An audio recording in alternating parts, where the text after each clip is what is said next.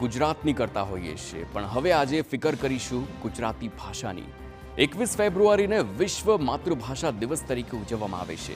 ત્યારે ગુજરાતી ભાષા અને એના ગૌરવની વાત તો કરી રહ્યા છીએ આપણે, પરંતુ શું તમને ખબર છે કે ગુજરાતી જે ભાષા છે તેમાં વિદ્યાર્થીઓને માતૃભાષા ગુજરાતી જ હાલ અઘરી લાગી રહી છે? જરા નવાઈ લાગે તેવી વાત છે, પણ આ જ હકીકત છે। છેલ્લા કેટલાક વર્ષોમાં ધોરણ 10 બોર્ડની પરીક્ષાના પરિણામ પર નજર કરવામાં આવે તો સરેરાશ 1 લાખ વિદ્યાર્થીઓ માતૃભાષા ગુજરાતીમાં નાપાસ થાય છે। માતૃભાષા ગુજરાતીમાં ગુજરાતના વિદ્યાર્થીઓ ઢ કેમ સાબિત થઈ રહ્યા છે એ જાણવા જેવું છે।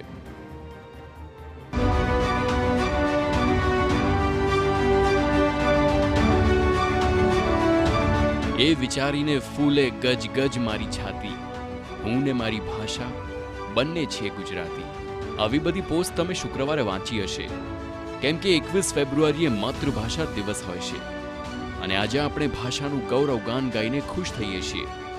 પરંતુ ફિકરની વાત એ છે કે ગુજરાતના વિદ્યાર્થીઓ અંગ્રેજી તો ઠીક, પરંતુ ગુજરાતી વિષયમાં જ નબળા છે। આ વાત આંકડાઓ કહી રહ્યા છે। છેલ્લા કેટલાક વર્ષોમાં ગુજરાતી વિષયમાં નાપાસ થવાનો આંકડો ખૂબ મોટો આવી રહ્યો છે।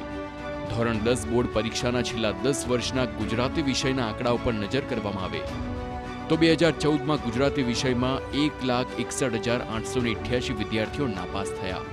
2015માં 27%, એટલે કે 2,26,663 વિદ્યાર્થીઓ નાપાસ થયા।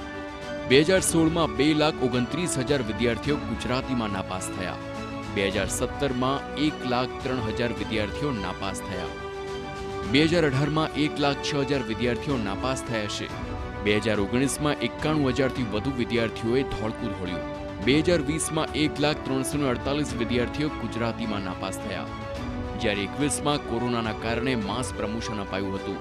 2022માં 1,19,000 વિદ્યાર્થીઓ ગુજરાતીમાં નાપાસ થયા। 2023માં 97,586 વિદ્યાર્થીઓ માતૃભાષા ગુજરાતીમાં નાપાસ થયા, જ્યારે ગત વર્ષ 2024માં 46,178 વિદ્યાર્થીઓ નાપાસ થયા છે।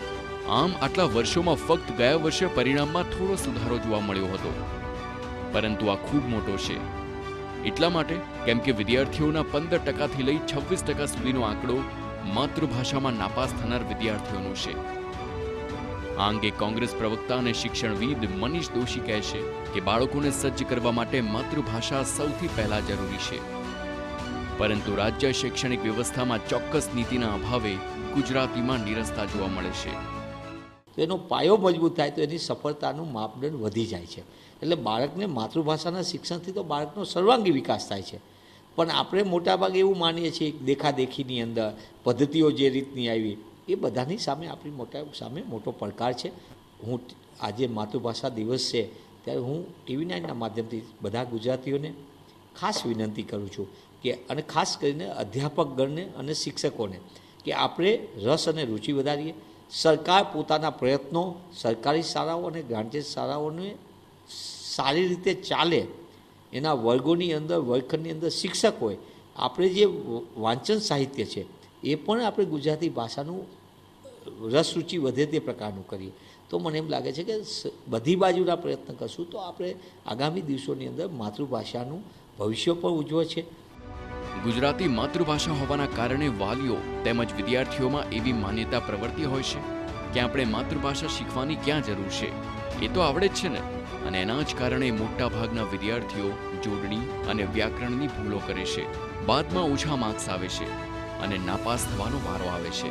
વિષય નિષ્ણાંત શિક્ષકો જણાવે છે કે વિદ્યાર્થીઓ પોતાના વિસ્તારમાં બોલાતી ભાષા પણ ઘણીવાર પેપરમાં લખી નાખતા હોય છે। આ સિવાય બોર્ડ પરીક્ષા સમયે ગણિત, વિજ્ઞાન અને અંગ્રેજી વિષયને વધારે પડતું પ્રાધાન્ય આપી ગુજરાતી વિષયમાં ઓછું ધ્યાન આપતા હોવાના કારણે આ પ્રકારના પરિણામો સામે આવતા હોય છે।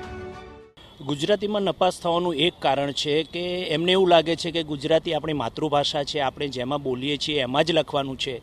એ વહેમના કારણે એ ગુજરાતી વિષયની સારી તૈયારી નથી કરતા, પરિણામે એ સારી રીતે લખી નથી શકતા, એટલે એને ઓછા માર્ક્સ પ્રાપ્ત થાય છે।